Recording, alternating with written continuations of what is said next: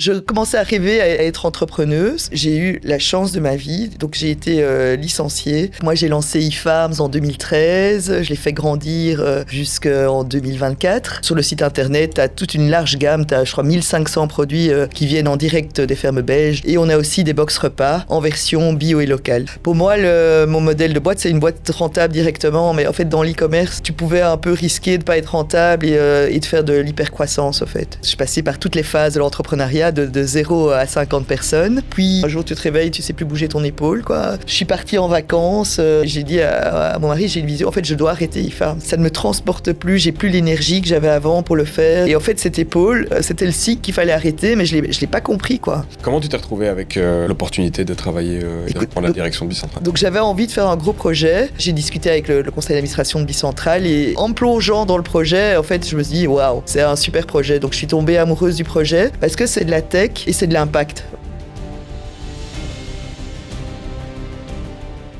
Bienvenue Muriel sur Donne Mérite, content de t'avoir. Oui, moi aussi, je suis contente d'être là. Dans un super jour ensoleillé, bon là ça se voit pas dans le studio, mais t'as vu, on est en chemise, t'es en t-shirt. Je suis très content de t'avoir. Muriel, fondatrice et ancienne CEO de eFarms. Tout à fait. Et maintenant CEO de Bicentrale. Je te propose rapidement de te présenter peut-être ton projet actuel et puis on va dérouler des fils comme j'aime bien. Ok. Passer un chouette moment ensemble. Donc je suis Muriel. Donc moi j'ai lancé eFarms en 2013. Je l'ai fait grandir jusqu'en 2024. Ouais. Je suis passée par toutes les phases de l'entrepreneuriat, de 0 à 50 personnes. Puis il y a 1 an et demi, j'ai décidé de faire un pas de côté et confier la direction d'eFarms à une de mes collègues. Et j'ai pris un peu de congé parce qu'après 10 ans à faire grandir sa boîte, c'était long et c'était fatigant. Et après, je me suis dit, j'avais envie de me relancer dans l'entrepreneuriat. Donc pendant 1 an, j'ai testé différents formats. J'ai fait du coaching de start-up au Venture Lab à Liège. J'ai rejoint quelques conseils d'administration. J'ai essayé de relancer 2 start-up pour finalement finir à Bicentrale depuis 1 mois, donc comme la CEO du campus Tech Bicentrale. Mais ça reste exactement dans la même logique, ça reste dans la logique de mon cœur, c'est de l'entrepreneuriat, c'est de la tech, c'est ce que j'aime faire et c'est ce qui me fait vibrer. Cool. Tu peux me recontextualiser ce que fait eFarms? Ce que fait eFarms, donc eFarms, c'est une plateforme de vente en ligne de produits bio et de box repas. Okay. Donc, sur le site internet, tu as toute une large gamme. Tu as, je crois, 1500 produits qui viennent en direct des fermes belges, de la viande, des légumes, du pain, tout ce que tu peux imaginer. Et on a aussi des box repas en version bio et locale. Donc, tu peux vraiment cuisiner facilement des bons plats bio, des bons plats locaux en suivant des saisons. Je crois que tu as 20 ou 30 recettes par semaine que tu peux choisir et qui sont livrées chez toi, quoi. Donc, c'est un très chouette projet si tu as envie de bien manger et manger engagé. Super, merci d'avoir peint le tableau. Moi, de mon côté, aujourd'hui, j'aimerais bien creuser le lancement. Je trouve ce qui fonctionne bien, ce qui parle beaucoup aux auditeurs et auditrices, c'est en fait concrètement comment tu fais. Oui. Surtout que tu as un background, si je comprends bien, tu as travaillé en tant qu'employé pendant une dizaine d'années. Oui, tout à fait. Oui. Tu as fait une transition pour lancer du coup ce projet-là. Et puis, évidemment, dérouler un peu le fil, mais moi, ce qui me plairait, c'est de discuter d'un sujet dont on a parlé à l'avance, c'est en fait, c'est quoi de quitter la boîte qu'on a fondée, surtout que tu l'as dit que tu l'as peut-être même quitté un peu tard. Donc ça, c'est quelque chose qui me plairait pas mal de creuser. Toi, il y a des sujets particuliers, des messages clés que tu aimerais bien faire passer aujourd'hui? Non. Un message clé, oui, peut-être. Je trouve qu'aujourd'hui, il se passe quelque chose à Bruxelles, en Belgique, pour le monde de l'entrepreneuriat et de la tech. Donc, les nouvelles économiques ne sont pas toujours très bonnes. On entend qu'on coupe des subsides, des subventions à gauche, à droite, parce que Bruxelles n'a pas tellement d'argent. Mais je trouve qu'à côté de ça, il y a une super énergie. Il se passe plein de choses. Je vois plein de boîtes qui se créent, des gens qui ont envie de se lancer.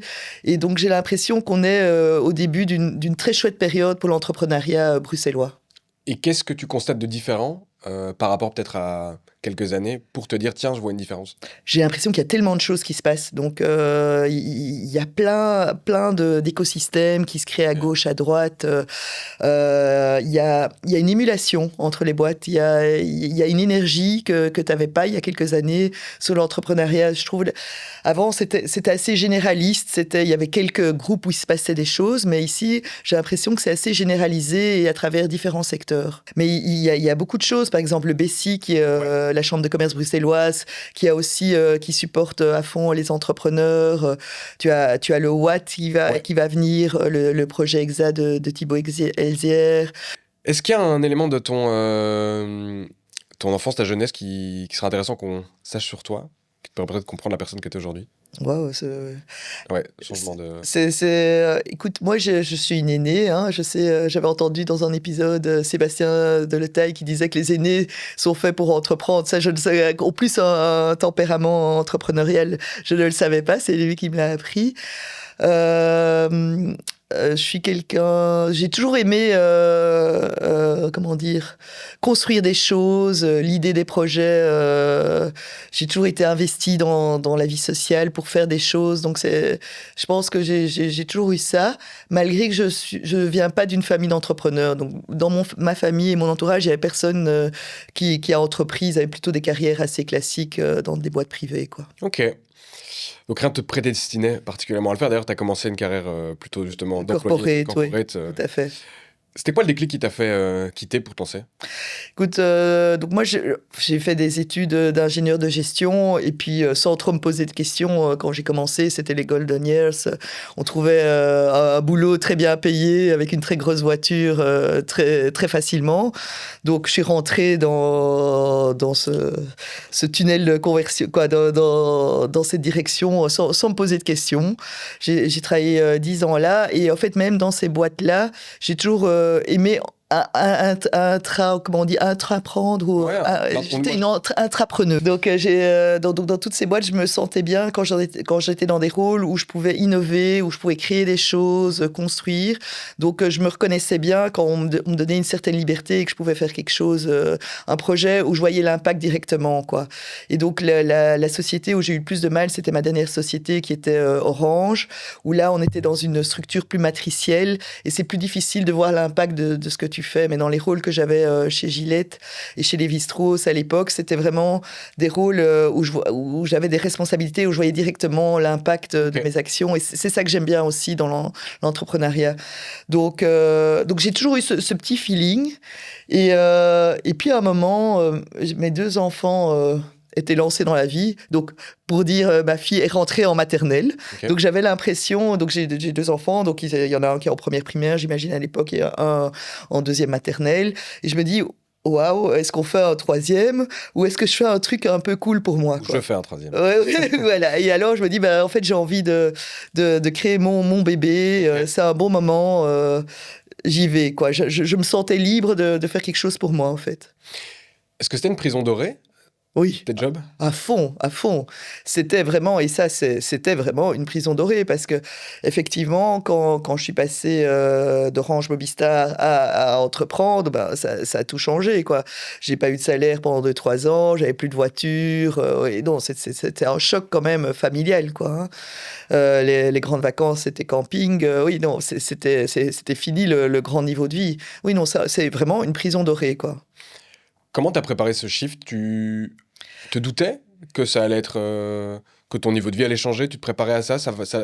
Comment tu anticipais le... Donc, je rêvais d'être entrepreneuse. Donc, sur ma dernière année chez Orange, je me sentais peut-être un peu moins heureuse de cette grosse structure un peu matricielle où tu as des responsabilités très fragmentées. Donc, j'avais envie... Je ressentais moins l'impact et les responsabilités.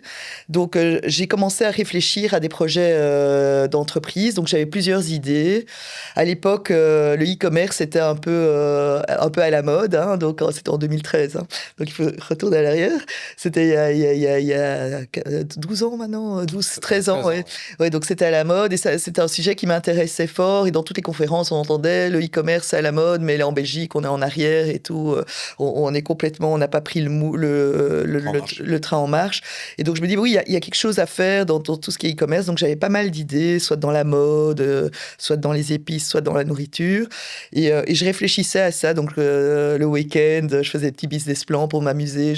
J'allais au bêta group à l'ULB. Donc j'étais un peu dans ce mode-là pour me renseigner. Je commençais à rêver à être entrepreneuse.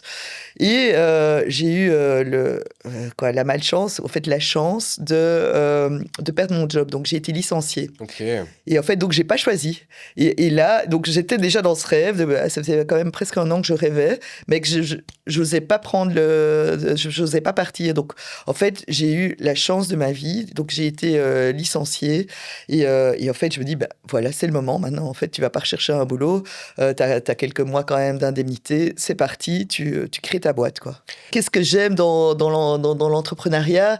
Et l'impact, c'était important, en fait. Tu te dis, quitte à créer ta boîte, autant faire une boîte où les gens aiment venir travailler, parce que c'est ta boîte, t'as pas envie que tes collègues disent « Oh, encore un lundi, c'est dur ». T'as envie que les gens soient derrière toi et travaillent avec toi avec cette envie de créer un projet. Donc le bien-être au travail et l'ambiance, pour moi, c'était très important. Et l'impact sur le monde, au fait, sur mon écosystème, quoi. Donc c'était vraiment... Donc j'avais pas spécialement le bio ou le local comme idée, mais je m'ai dit, quitte à créer une boîte, autant le faire bien. Et le faire avec un truc qui me parle et dont je pourrais être fier plus tard, quoi. Très bien. Et donc là, les planètes s'alignent et tu te dis, OK, je vais lancer ce concept. Ouais. Directement, c'était ça le pitch. Il n'y a pas eu de pivot, c'était eFarms. Ouais. J'ai lancé directement eFarms, donc e-commerce. Donc le tout premier version, c'était vraiment e-commerce, produits bio qui viennent de fermes belges. Donc j'ai perdu mon boulot. J'avais quand même encore gardé ma BM quelques mois. Donc j'allais dans les fermes belges avec ma grosse BM. Je débarquais. Donc il me dit, c'est qui cette bruxelloise, quoi. Avec ses nouvelles valeurs. Et donc j'en ai profité pour faire le tour de la Belgique avec le frais, c'est ça, carburant de société, quoi. Et donc j'ai rencontré plein de producteurs et il y en a un ou deux qui sont assez influents. Par exemple, c'était la ferme du Gros Chêne, Daniel Clautz du côté de Marche. Et lui, je lui ai expliqué mon projet et il y a toujours tout de suite cru. Il a dit, oh ouais, c'est une bonne idée, ton truc. Écoute, je te donne mon tarif, ce que je fais au grossiste, donc des super prix. On va travailler ensemble, je te livre même des petites quantités si tu veux pour commencer. Donc le gars m'a tout de suite fait confiance et il dit, et d'ailleurs, j'ai 2-3 potes, tu devrais aller les voir. Il m'a donné 2-3 noms. Et au fait, j'ai très vite eu vraiment un bon maraîcher, un bon crémier fromager, quoi, et un bon boucher qui était coprosin. Et en fait, ces producteurs qui faisaient des super produits. Donc, j'avais pris la liste. À l'époque, c'était le Slow Food Bruxelles. Ils avaient fait une liste des meilleurs producteurs belges. Donc, j'ai pris cette liste-là et j'ai tous été les voir. Et en fait, la plupart m'ont fait confiance dès le jour 1. Et ils sont toujours là aujourd'hui. Hein. Donc, ça a vraiment été une relation long terme avec les producteurs. Et c'est aussi, pour moi, une grande fierté de se dire, voilà, on a commencé, ils me livraient 3 fromages. Aujourd'hui, ils m'en livrent 300, quoi, ou 400. OK. Au tout début, comment se passaient les commandes? Tu as développé from scratch, tu as commandé un site web où c'était un Excel. Toi, tu allais voir, tu avais quelques clients, tu voulais tester si ça fonctionnait, tu stockais ça dans ton garage, j'en sais rien, j'invente, mais... Non, j'étais vraiment... j'ai vraiment commencé tout moi-même. Donc, j'ai fait un site web. Donc, c'était l'époque PrestaShop. Hein, ouais. Donc, PrestaShop avait un produit PrestaBox qui était vraiment une sorte de e-shop que tu pouvais construire toi-même, clé sur porte. Donc, j'ai lu 2-3 bouquins, j'ai regardé quelques tutos. Donc, j'ai construit le site que j'ai mis live. Mais donc, le site était très beau, mais j'avais pas très fort pensé au back-office, en fait. Donc, c'était un peu foireux au back-office. Donc, le back-office, c'était fort des Excel. Donc, je devais downloader toutes les adresses, les datas, tout exporter et faire des choses beaucoup de manuel. Mais le front-office, c'était tout à fait automatisé. Okay. Donc, c'était un beau site dès le jour 1. Et en fait, ça m'a permis, parce que j'adorais l'e-commerce conceptuellement, mais j'avais aucune expérience. Et le fait de construire toi-même le site et de voir, de partir sur une sorte de template Affiliate, PrestaShop, ça te permet de comprendre ce que tu as besoin pour un e-shop. Donc, ça m'a permis de mettre les premiers blocs. Et puis, finalement, après quelques mois, je me suis rendu compte, en fait, ça a vite marché. On a vite eu une centaine de commandes, mais avoir une centaine de commandes où tu dois à chaque fois copier toutes les adresses, copier-coller, ça devenait beaucoup de chipots. Et donc là, j'ai pris une agence externe pour commencer à développer plus proprement le back-office. Okay. Donc le modèle, c'est tu as un lieu de stockage, oui. Tu te fais livrer ou donc, j'avais un lieu de stockage. Donc, à un moment, je m'étais dit, j'ai un grand salon, peut-être que je peux séparer le salon en deux pour faire ça. Mais de nouveau, c'est pas réaliste, même que quand t'as ça en commande, c'est 3-4 palettes qui rentrent. Tu peux pas mettre ça dans un salon, quoi. Mais oui, donc j'ai sous-loué des mètres carrés dans un endroit qui faisait de la logistique, oui. Et tu t'occupais pas du transport, tu te faisais livrer? Oui, donc je m'occupais de tout, sauf du transport. Donc, je me faisais livrer dans l'entrepôt et j'avais des gens qui faisaient les livraisons, mais tout le reste, je faisais moi-même l'emballage. Donc, j'ai commencé avec une amie. Hein. Donc, on faisait toutes les deux le vendredi, on emballait nos commandes dans un frigo à 4 degrés toute la journée et puis on envoyait, quoi. Qu'est-ce qui était compliqué dans cette période de lancement? Ce qui était très compliqué, c'est que j'ai tout à fait sous-estimé le côté opérationnel. Donc, je m'étais dit, on lance le site, on fait des commandes et plic-ploc, on emballe ça, mais en fait, c'est très compliqué. C'est beaucoup de volume, tu vois. Il faut en vendre des kilos de carottes pour faire un peu de bénéfice, quoi. Donc, tu vois, c'est beaucoup de volume de marchandises qui vaut pas grand-chose, quoi. Surtout dans le fruit et légumes. Donc, c'est beaucoup, quoi. Et la logistique est très lourde, tu vois. Tu reçois des bacs de 15 kilos de carottes, tu dois les transbahuter, des choses comme ça. Donc, c'est dur physiquement, en fait. Je m'attendais pas à ça. Oui, surtout que c'est le nerf d'un e-commerce, c'est que ton opérationnel est la clé de ton excellence, c'est ton exécution, quoi. Oui. C'est ça que tu dois... Oui, mais j'avais pas réalisé ça, en fait. Je le dis pas pour dire tu l'avais pas vu, mais j'avais pas du tout vu. Mais moi, je vais être honnête, pour moi, c'était un joli site. Tu vois, je viens plus du marketing, donc moi, il fallait que le site soit beau et qu'il soit vendeur avec des belles photos. J'avais fait un peu des shootings chez Levi's, donc j'aime bien les belles photos. non, mais j'aime bien les choses jolies, mais j'avais jamais vraiment... Je me dis, c'était un détail, l'opérationnel, quoi. Alors, est-ce que j'ai bien vu? Si vous aviez su que ça allait être, entre guillemets, peut-être si complexe, vous l'auriez peut-être pas fait? Vraiment. D'office, j'aurais vendu des chaussettes, quoi. Ou des épices sèches, parce que, en plus, c'est de la logistique, c'est compliqué, mais de la logistique ultra fraîche, c'est affreux, quoi. Okay. Ou des lentilles de contact, tu vois, un truc tout petit, très léger, et qui coûte cher, quoi. Qu'est-ce qui fait que t'as tenu? Alors, si, au final, c'était pas spécialement ton dada, que c'était complexe, que ton associé, c'était pas spécialement sa force, que c'était des circuits courts que tu devais gérer, donc t'avais pas beaucoup de marge? Je sais pas. Détermination? Oui, la détermination. Et puis, c'était quand même chouette. On avait de la traction. Donc, très vite, sans faire beaucoup d'efforts, on a eu beaucoup de traction. Donc, on avait beaucoup de clients, quoi. Donc, ça alliait. Donc, c'était pas rentable du tout, mais ça... Comment dire? Tu sentais qu'il y avait quelque chose à faire, quoi. On offrait quand même un produit qui n'existait pas à l'époque sur le marché parce qu'en fait, on a lancé ça à l'époque où il y avait beaucoup de paniers bio. C'était les paniers bio où tu pouvais pas choisir ce qu'il y avait dans ton panier bio. Et donc, nous, c'était l'idée de se dire, c'est que tu peux manger des produits locaux, fermiers, en choisissant chaque produit que tu mets dans ton panier bio. Donc, c'était assez intéressant. Et c'était aussi une époque où, dans les magasins bio, il n'y avait pas des produits locaux. Donc, tu allais dans n'importe quel magasin bio, c'était des produits bio qui venaient d'Allemagne, ou très peu de frais et très peu de produits locaux. Donc, on était un peu à contre-courant et je trouvais ce qu'on faisait était très intéressant, en fait. Si on revient à ta situation, tu parles qu'il y a eu très vite de l'attraction. Comment tu as géré le lancement marketing d'un tel projet?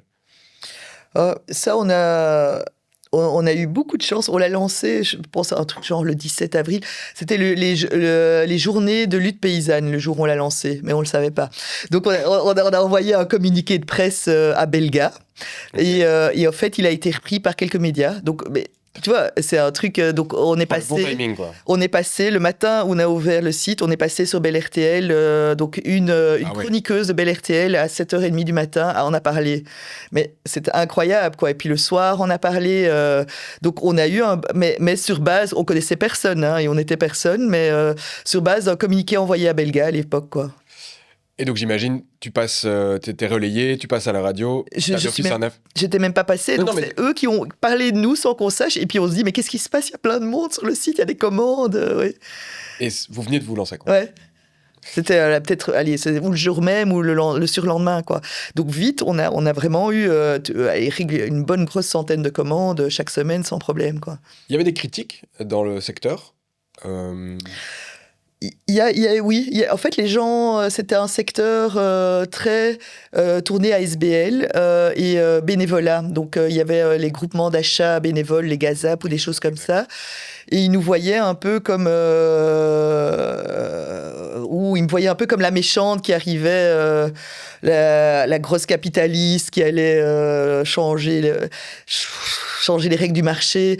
Mais finalement, je pense que avec le temps, ils ont compris la philosophie qui était derrière eFarms, qui est tout à fait ultra respectueuse du producteur et sans doute beaucoup plus professionnelle dans la relation avec le producteur, quoi, hein. Donc, nos producteurs étaient très contents de travailler avec nous, même si certains groupes bénévoles trouvaient oui, non, il faut faire du bénévolat pour plus aider les producteurs, ce qui est parfois un peu faux, parce que ce qui aide les producteurs aussi, c'est d'avoir des débouchés stables et professionnels. Parce que le problème d'un groupe de bénévoles, le jour où le leader du groupe est malade, il ne se passe rien, et personne ne va chercher, personne ne se sent responsable. Et c'est souvent des groupes qui... c'est très fluctuant, donc il y a eu plein d'initiatives, donc on a vu tout et nous on a duré 10 ans, mais des initiatives à gauche, à droite, privées, publiques, il y en a eu des dizaines, si pas des centaines, et chaque fois on disait vous avez un gros concurrent qui arrive, et en fait il s'est jamais rien passé, donc il y a quand même une certaine robustesse dans le modèle eFarms. À quoi ressemble le business model, la structure de coût ? Le gros coût, c'est l'emballage, en fait, hein. C'est d'avoir une équipe d'emballeurs. Donc, il y a une équipe, je dirais aujourd'hui, ils sont 20-25 personnes qui emballent les commandes chaque jour, quoi. Et puis, tu as la livraison jusqu'au domicile, qui est assez bien optimisée. Donc tu as une partie du coût, c'est l'emballage, et l'autre partie, c'est la livraison, quoi. Très bien. Donc, on achète souvent des prix assez fixes aux producteurs, et nous, on s'ajuste par rapport au marché, quoi. Ok. Est-ce que c'est le même business model que du retail grande surface, où on va dire que c'est un métier de centimier, où à la fin, tu as 1 ou 2%? Oui, à fond. Okay. Oui, c'est vraiment... Et je te dirais, c'est même pire parfois que les grandes surfaces. L'avantage du e-commerce, c'est qu'on ne doit pas stocker les produits. Donc, c'est du flux tendu. Donc, souvent, les clients ont payé leur commande avant que nous, on la livre. Et que nous, on paye aux producteurs. Donc, comme c'est du flux assez tendu, tu as de la trésorerie. Mais d'un autre côté, les marges sont très serrées. Je me pose la question des différents enjeux qu'il y a eu à régler. Donc, je sais que c'était 10 ans. Oui. Je pense que le Covid, tu en as déjà parlé plein de fois. C'est un enjeu d'hypercroissance où là, tu as dû adapter la logistique. Mais c'était quoi les gros paliers par lesquels tu as dû passer? Donc le premier palier, c'est engager une personne. Ouais, ça tu m'as dit. Pour s'occuper de la logistique, parce que franchement, la première année, c'était un peu schizophrène parfois, parce que en début de semaine, je faisais du marketing pour essayer d'attirer les clients, et en fin de semaine, je faisais la logistique. Mais parfois, en milieu de semaine, je fais oh là là, on a beaucoup de commandes, ça va être affreux vendredi d'emballer tout ça, on va jamais s'en sortir. Donc j'avais parfois peur de trop marketer, d'avoir trop de commandes, et donc ça n'allait pas. Donc, à un moment, j'ai engagé une personne qui a repris en charge toute la partie logistique. Et ce qui m'a permis, moi, de me détacher de cette partie-là et vraiment travailler sur le développement du business. Après, ton bras droit. Oui, tout à fait. C'est mon bras droit. C'est Steve, et qui est resté mon bras droit pendant... il est parti juste 1 an avant moi, quoi. Et alors, après, la deuxième étape, ça a été de lever des fonds pour pouvoir engager plusieurs autres personnes et structurer un peu l'équipe. Donc, j'ai levé des fonds en 2015, donc 2 ans après 2 ans. Ouais. C'est quoi la situation de la boîte à ce moment-là? Est-ce qu'elle est rentable? Non. Elle est rentable, c'est difficile à dire. Tu as investi dans ta croissance, mais... Donc, elle payait quand même une partie des salaires, mais moi, je me payais un micro-salaire, quoi. Donc, pour être honnête, j'appelle pas ça une boîte rentable si tu sais pas te payer un salaire décent, quoi. Mais en payant ton micro-salaire, elle était presque à l'équilibre, oui. Ok. À refaire, t'aurais fait comment? À refaire, j'aurais fait une levée de fonds beaucoup plus tôt.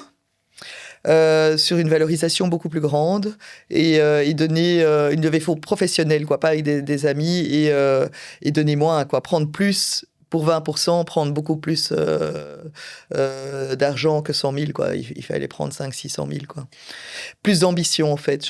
J'étais pas assez sûre de moi quand j'ai commencé. Parce qu'en fait, quand tu n'as jamais fait de l'entrepreneuriat et que tu as peu de rôle modèle autour de toi, tu sais pas trop, quoi. Pour moi, mon modèle de boîte, c'est une boîte rentable directement. Mais en fait, dans l'e-commerce, surtout à cette époque-là où il y avait beaucoup d'argent sur le marché, tu pouvais un peu risquer de pas être rentable et de faire de l'hypercroissance, en fait. Et ça, moi, j'ai jamais été dans ce modèle-là, quoi. Je te prends 30 secondes là avant de continuer. Je sais pas si tu sais, mais 70% des entreprises auditées par Yago en 2025 étaient mal, voire très mal assurées. Alors c'est assez classique. La plupart des dirigeants pensent être bien couverts jusqu'à ce qu'ils fassent le test. Après, c'est complètement normal. Tu lances une nouvelle activité, t'embauches, tu changes de local, mais tes garanties, elles, restent celles du premier jour. C'est pour ça que Yago, mon courtier depuis 2019, a lancé le Business Risk Calculator. Concrètement, un diagnostic gratuit de 5 minutes qui te dit si t'es bien protégé ou pas. Tu fais le bilan de ta couverture, t'identifies les zones de risque, t'obtiens ton score. Donc va faire le test, je te mets le lien en description, c'est gratuit et ça peut t'éviter pas mal de problèmes. Et maintenant, retour à l'épisode. Est-ce que tu aurais été la bonne personne pour te retrouver dans une position avec finalement une telle levée? Est-ce que c'est pas plus mal? Pas parce que t'avais pas les compétences, mais peut-être que vu ton style, c'était très bien en fait que ce soit... C'est possible, oui. Oui, écoute, je sais pas dire. C'est difficile à dire. Je comprends. C'est toute une discussion qui a toujours. Si tu veux faire vraiment une boîte ambitieuse, à un moment, tu dois lever des fonds, quoi. Donc c'est le problème de trouver l'équilibre entre la rentabilité et l'ambition. Et c'est très difficile d'être à la fois en focus sur la rentabilité et focus sur la croissance. Souvent, on dit il faut choisir ton combat, quoi. Mm-hmm. Mais après, c'est vrai que, allez, ça c'était à l'époque. Aujourd'hui, on essaye de faire des boîtes plus rentables qu'avant. Ouais. Voilà. Et moi, j'étais pas à l'époque dans les gens autour de moi. Je voyais personne faire des grosses levées de fonds, donc je savais même pas que ça existait, pour être honnête. Donc donc j'y ai même pas pensé, au fait. Et du coup, cette deuxième levée de fonds, tu t'es fait accompagner? Non. Donc ça, j'ai fait moi-même. C'était une levée de fonds relativement petite, quoi. C'était avec Be Angels, quoi. Donc, je sais pas si on peut appeler ça un accompagnement. Donc, Be Angels te met en contact avec des investisseurs. Donc, c'était dans le cadre de ça avec Be Angels que j'ai fait cette première levée de fonds. Qu'est-ce qui fait que t'as quitté, tu disais toi-même, trop tard ton entreprise? Ça c'est écoute, donc sur la fin où moi j'étais CEO d'eFarms, on est sorti vers 2022 du Covid. On a continué à grandir un peu en 2023. Donc, on a continué sur l'entraînement du Covid. Donc, la boîte tournait très bien, mais avait grandi très vite et était un peu désorganisée. Donc, il a fallu un peu remettre des choses en place, réorganiser, peut-être réengager les bonnes personnes au bon poste. Donc, c'est tout un exercice qui n'est pas toujours le plus marrant à faire, tu vois, de l'hypercroissance. C'est gai. Donc, les périodes Covid, on s'est amusé. C'était très dur, mais c'était très chouette aussi. Et donc là, c'était beaucoup plus sérieux. Donc, il fallait structurer, regarder la rentabilité et des choses comme ça. Et à cette époque-là, ce qui s'est passé, c'est que le marché s'est un peu retourné. Mmh. Donc, nous, on était structurés pour continuer à grandir, alors que le marché s'est retourné. On l'a pas vu directement qui s'est retourné. Le marché du retail. Le retail, le bio, l'e-commerce et le bio. Donc, c'est deux choses. À partir du moment où il y a eu la crise de l'énergie, donc nos coûts ont augmenté et le portefeuille, le pouvoir d'achat a diminué. Donc ça veut dire que tu as moins de commandes et que tes coûts sont plus chers. Donc on a eu le double effet négatif. Et donc là, on a eu un gros impact sur la rentabilité. Donc il a fallu un peu restructurer, licencier 3-4 personnes pour revenir à un équilibre. Et à cette époque-là, je m'étais dit, est-ce que je vends ou est-ce que je quitte eFarms? Et puis, en discutant avec le board, ils m'ont un peu poussé à rester en disant oui, il y a encore des chouettes choses à faire. On va faire une levée de fonds pour continuer à se développer. Et donc là, j'ai fait une grosse levée de fonds. J'ai eu des chouettes investisseurs qui sont montés à bord avec des chouettes plans stratégiques. Donc j'étais assez enthousiaste à l'idée parce qu'il y avait encore moyen de faire des grandes choses. Donc je me dis on continue, quoi, et on va encore s'étendre en Flandre, peut-être en France. Il y a vraiment moyen de faire plein de choses. Mais là, c'était trop tard. En fait, le marché était vraiment retourné. Et donc, on avait beau investir en marketing, essayer de lancer la Flandre par tous les moyens. C'était plus le marché d'avant. Donc, chaque investissement marketing coûtait beaucoup trop cher par rapport à ce qu'il rapportait, quoi. Okay. Donc, on n'a pas dû... Donc, moi, à cette époque-là, donc, j'ai eu une ou deux personnes du management des premiers jours qui sont parties parce que elles avaient fait leur taf, elles avaient vu toute la croissance. Et finalement, ça devenait du day-to-day. C'était moins intéressant pour elles. Donc, ça m'a fait déjà un peu mal au cœur, j'avoue, parce que c'était un peu la famille, quoi. Et après, moi, je continue à travailler un peu automatiquement, j'ai envie de dire, parce que c'était le projet, parce qu'il était là, parce que je m'étais committé par rapport aux investisseurs de faire quelque chose, mais j'avais plus la flamme. J'ai eu quelque chose qui m'a fort marqué, c'est que j'ai eu une épaule gelée. Donc, c'est vraiment un jour tu te réveilles, tu sais plus bouger ton épaule, quoi. Et je savais pas d'où ça venait. Et finalement... Je suis partie en vacances cet été-là et je suis arrivée en vacances. La première nuit de vacances, j'ai pas dormi et je me suis pas réveillée le lendemain, mais le lendemain, j'ai dit à mon mari, j'ai une vision. En fait, je dois arrêter e-Farms. En fait, ça ne me transporte plus. J'ai plus l'énergie que j'avais avant pour le faire. Je ne le sens plus, quoi. Je ne me sens pas.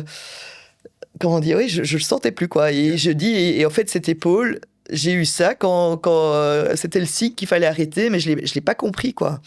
J'ai pas compris qu'il fallait que je change de choses, tu vois, que mon corps m'envoyait des signes que ça allait, c'était plus pour moi, quoi. Hein. Donc, et donc là, j'ai vraiment eu cette vision, ok, il faut que tu arrêtes. Et alors là, j'ai appelé, je suis rentrée de vacances, j'ai appelé mon conseiller d'administration et j'ai dit, voilà, je pense qu'il est temps que je passe la main. Et on en a discuté et voilà, et j'ai passé la main. Qu'est-ce que tu as ressenti une fois que tu as communiqué ta décision au board ? Donc j'ai eu beaucoup de mal à la communiquer d'abord, donc j'ai pris un coach, parce que je n'avais jamais, souvent il y a les entrepreneurs qui aiment bien prendre des coachs, moi je n'avais jamais pris de coach de ma vie, donc pour la première fois avant d'annoncer ça, j'ai pris une coach pour essayer aussi de mettre ça en perspective, en fait, de dire est-ce que j'ai vraiment envie d'arrêter, est-ce que je fais un burn-out déguisé, est-ce qu'il y a d'autres choses, est-ce que je devrais le faire différemment, donc pour en discuter. Donc elle m'a beaucoup aidé pendant quelques semaines à essayer de clarifier mes idées et aussi à exprimer mes idées clairement, parce que parfois je m'emporte. Donc je voulais vraiment être très claire avec moi-même, donc elle m'a beaucoup aidé à clarifier que je voulais vraiment arrêter. Donc grâce à ça, j'étais assez sereine une fois, donc j'étais triste quand je l'ai dit. J'étais avec le président du conseil d'administration au resto et on lunchait ensemble et je commençais à pleurer, tout ça, avant de lui parler. Donc tout le resto croyait qu'il y avait une rupture ou un truc comme ça. C'était un peu une rupture. Mais pas celle que... Non, mais c'était vraiment... oui, donc c'était très émotif quand même de le dire, mais après, je me suis vraiment sentie... à l'aise avec la décision et je peux dire parfois tu dis quand je vois des chouettes trucs je suis j'aurais peut-être j'aurais aimé être là mais non en fait je sais que en fait j'ai pas regretté le choix en fait jamais. Génial. Je suis toujours très content quand il y a un invité ou une invitée qui partage son expérience coaching parce que ça met en avant je trouve un chouette levier qui permet à des gens justement de se débloquer. C'est un bel exemple là que tu as pu être accompagné. Voilà, d'où mon sourire pendant que tu et par rapport à cet arrêt, quelle est la recette pour toi qui a fonctionné d'un bon arrêt de rôle de CEO ? Waouh, c'est compliqué. Donc, je pense que ce qui est important, c'est la suite. Donc, qui reprend, trouver la bonne personne. Donc ça a été difficile. Donc j'ai commencé avec une personne extérieure qui n'était pas la bonne personne. Et puis c'est finalement une personne de l'interne qui s'est présentée pour le rôle. Et où là, j'ai vraiment senti que c'était la bonne personne, quoi. Donc, c'est arriver à faire confiance à quelqu'un, de lui donner ton bébé, quoi. Pour moi, ça, c'était vraiment important d'avoir quelqu'un en qui j'avais confiance, qui puisse reprendre le projet, qui partage les mêmes valeurs, la même envie de le faire progresser. Donc, je pense que c'est vraiment de trouver la personne à qui tu peux céder le projet, c'est vraiment important. Est-ce que tu as pensé à l'inverse ? Tu vas me dire, vu que c'était déjà la fin, que tu aurais dû t'écouter, peut-être que tu n'as pas été dans ces directions-là, mais est-ce que ça t'a traversé l'esprit, toi, d'acquérir d'autres entreprises? Oui, dans le chemin d'e-Farms, on a racheté pas mal de petites structures au fur et à mesure. Okay. Donc on avait commencé à l'époque avec les paniers verts, Topino, il y a eu quoi d'autre en 2022-23, des marques, on a repris le fonds de commerce de Frischti, ouais. Gorillaz, on a essayé la livraison express de produits sur le modèle Frischti Gorillaz, donc on avait repris une partie de l'équipe Frischti Gorillaz. Et un point, avant de passer aux autres sujets, Box Repas, quand arrivait ce choix et pourquoi? Donc Box Repas, c'est arrivé donc avec l'arrivée d'HelloFresh en Belgique, vers 2016-2017, je dirais. Et nous, à l'époque, on faisait des paniers bio aussi de fruits et légumes, surtout de légumes de saison. Et dans ces paniers bio, on mettait toujours des recettes. On avait des super recettes de malades, tu vois, avec des soupes panais poires. On avait des recettes assez pointues pour vraiment bien cuisiner les produits, les légumes bio de saison, parce que parfois on avait des produits un peu plus particuliers et les gens ne savent pas comment les cuisiner, donc on mettait des super recettes canon. Et en fait, les gens nous disaient, nos consommateurs nous disaient, elles sont super vos recettes, mais en fait, j'ai jamais l'épice qu'il faut. J'ai pas, vous rajoutez du fromage de chèvre dans la soupe, mais moi j'ai pas le fromage de chèvre. Et en fait, c'est ce petit twist qui fait toute la recette. Et alors on voit HelloFresh arriver, on dit mais en fait c'est génial, ils font des recettes comme nous, mais ils mettent le tout. Et alors on s'est dit en fait on peut faire la même chose. Donc effectivement, on a commandé 3-4 fois HelloFresh, toute l'équipe, pour un peu comprendre leur modèle. On a dû manger malheureusement HelloFresh quelques semaines. Et après ça, en fait, on a pris le meilleur de leur organisation, on a copié et en le faisant bio et local, quoi. Ce qu'on voit, c'est que c'est assez... c'est le truc qui a le plus de sens d'acheter online. C'est une box repas, parce que tu vas pas acheter une box repas en magasin, ça n'a pas de sens. Non. Parce que parfois, il y a encore des gens qui préfèrent choisir leurs fruits, leurs légumes, ou qui ont du plaisir, qui sont inspirés en faisant leurs courses, en voyant les produits. Mais une box repas, tu sais pas voir les produits. Donc, en fait, c'est le truc, ça a beaucoup de sens de le faire online. Et en fait, ça fait exploser le marché e-commerce online des HelloFresh, parce qu'en fait, c'est une raison d'acheter online, c'est d'acheter une box, quoi. Okay. Et d'avoir un abonnement, et donc c'est tellement facile, quoi. L'arrivée d'HelloFresh a changé le e-commerce food. Donc, on est passé d'une micro-niche à quelque chose qui s'est installé. Et en fait, moi, j'ai adoré l'arrivée d'HelloFresh parce qu'en fait, nous, on n'avait pas les épaules marketing que pour installer des nouvelles habitudes de consommation chez les gens. Donc, eux ont installé cette habitude de consommation de box. Et en fait, tu manges du HelloFresh quelques semaines et puis après, tu te poses tu vois, c'est suremballé, plein de plastique. Tu vois l'origine des produits, parfois ça fait peur. Et puis, certaines recettes sont pas très bonnes, ça suit pas les saisons, c'est pas bio du tout. Et alors, tu cherches une alternative. Et l'alternative, c'était eFarms, quoi. Et donc, nous, on était vraiment, tu vois, c'est la stratégie comète de Halley, quoi. On était la queue. Comète de Halley, moi, j'appelle ça. Tu vois, la comète de Halley, c'est une étoile filante, là. Une comète, quoi. Et en fait, tu te mets dans eux, dans la roue, quoi. Dans leur queue, oui, dans la queue de l'étoile, tu les suis, c'est les challengers du marché. Et oui, c'est se mettre dans la roue, c'est exactement, je fais pas de vélo de course, mais c'est vraiment ça, ouais. Ok, dans l'histoire de eFarms, j'imagine que tu as dû aussi inspirer, il y a des gens qui t'ont dû te contacter beaucoup, et surtout dans ce qui était domaine food, ouais. Parce que on avait quand même une très bonne compréhension de ce qui marchait, donc il y a quand même beaucoup d'entrepreneurs qui se lancent dans des produits food, que ça peut être du kombucha, du kéfir, les energy balls, les protéines, donc il y a quand même beaucoup de tendances food et de possibilités de faire du business en lançant des nouveaux produits food. Et nous, on était un très bon laboratoire. On est toujours eFarms, on peut vite mettre ça online et voir les retours consommateurs, voir ce qui marche pas, et les aider, parce qu'on voit aussi tellement de produits passer. Donc, on peut regarder ton packaging doit être plus attractif, comment t'es pricé dans le marché, qu'est-ce que les consommateurs attendent. Donc, nos consommateurs, c'est aussi une communauté de consommateurs qui donne beaucoup son avis. Donc, s'il y a un truc est mauvais, il va le dire. Et souvent, quand on lançait un produit chez eFarms, les clients nous font confiance. Donc, dès qu'il y a un nouveau produit, tout le monde va l'acheter au moins une fois pour essayer, parce qu'on en parle avec beaucoup d'amour, et donc les gens ont envie d'essayer. Okay. Et puis, parfois, ils sont déçus en disant « Ouais, non, c'était nul ce que vous avez dit que c'est vendu, vous avez vendu du rêve, et ce truc tient pas la route. Okay. » Ou coup, ouais, c'est génial, on veut plus de produits comme ça, quoi. Donc là, on a aidé quand même beaucoup d'entrepreneurs à se lancer, qui ont eu les premiers produits chez eFarms, quoi. Hein. Donc souvent, c'est parce qu'en fait, on est très accessible. En quelques semaines, tu nous apportes le produit, on te le lance dans la quantité que tu veux aussi. Donc on a des systèmes où on peut vendre en quantité limitée. C'est souvent quand tu es un nouveau qui se lance, tu n'as pas des grosses quantités. Et donc, on pouvait mettre des limites. Et donc, on pouvait te vendre, tester ton produit assez facilement. Donc, ça, on fait. Et donc, ça a permis à pas mal de gens de se lancer dans le domaine de la food, quoi.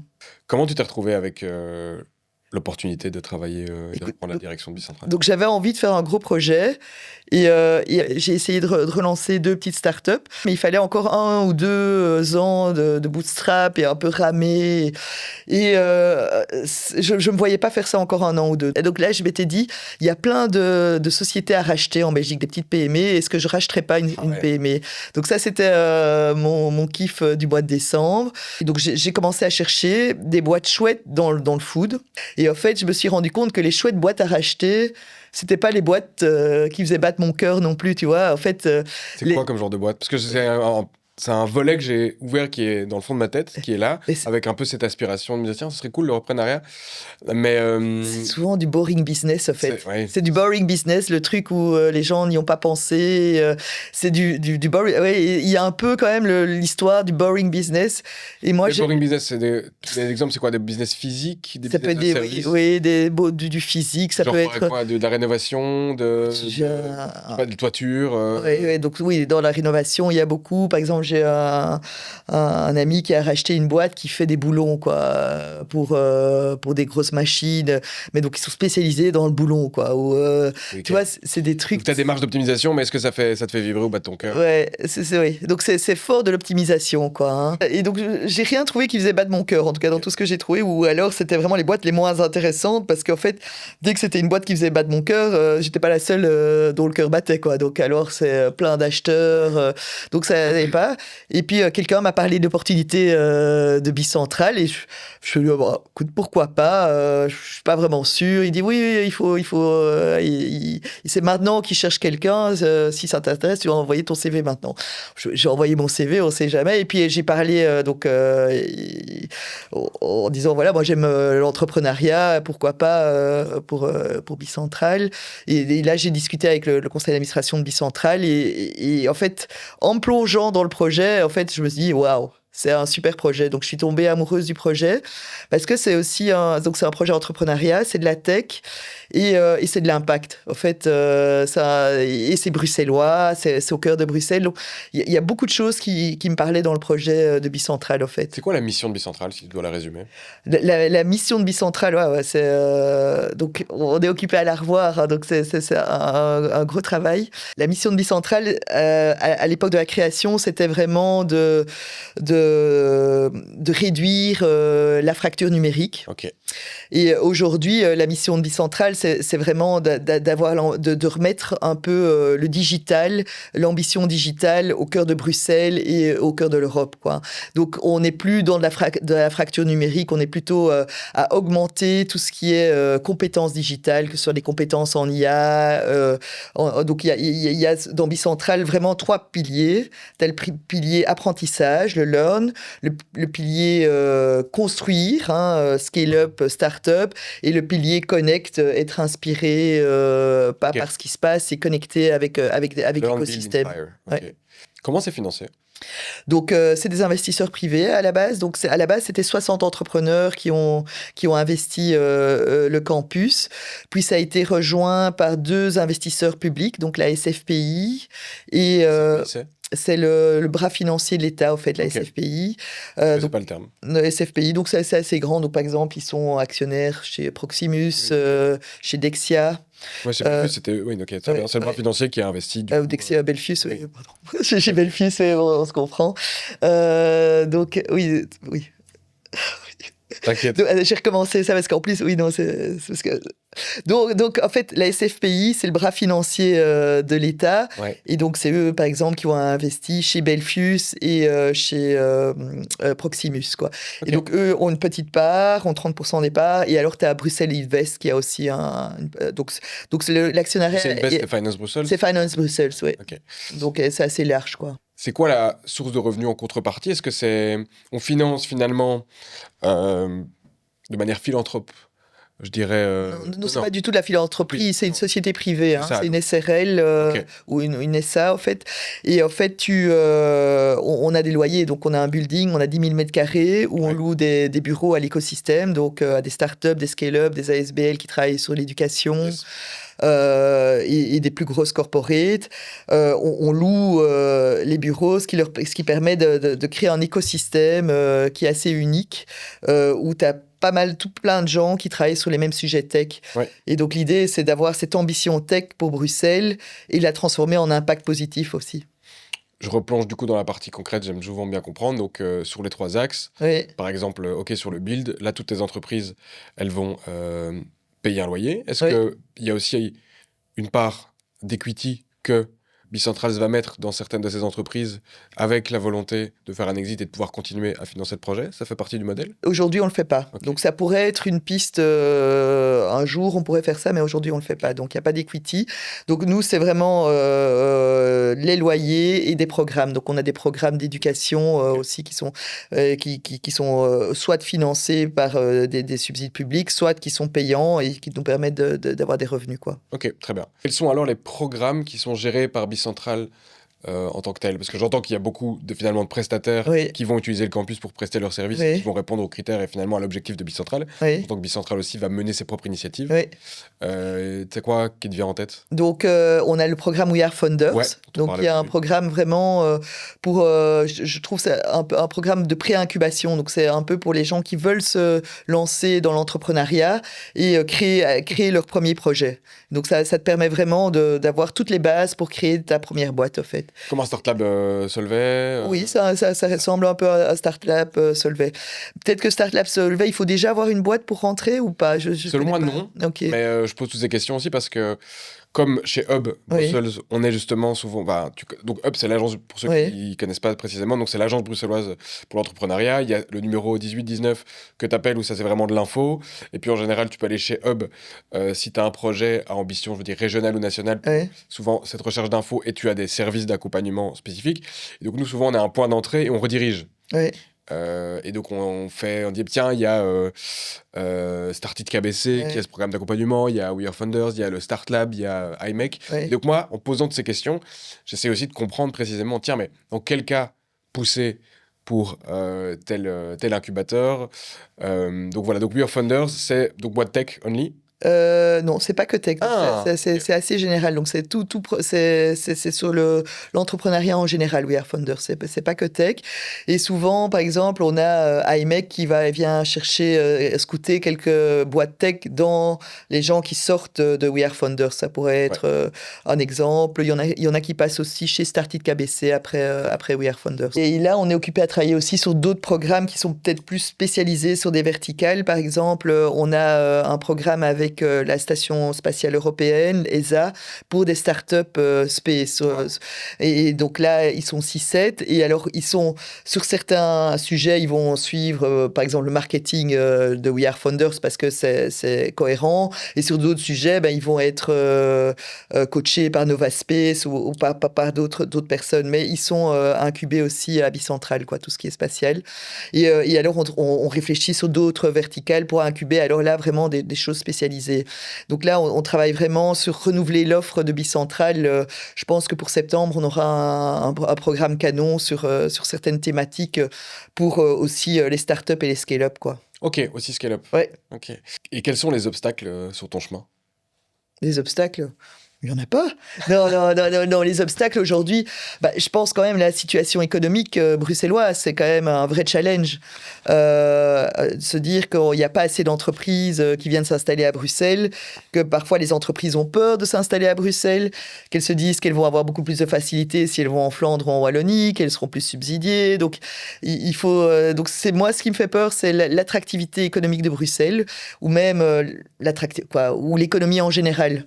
Donc, se dire j'espère qu'on va pas retourner dans une grosse période de récession, parce que ça, c'est très dur de se battre contre le marché, au fait. Et ça, c'est soit n'importe quelle entreprise, au fait. Aller contre le marché, c'est dur.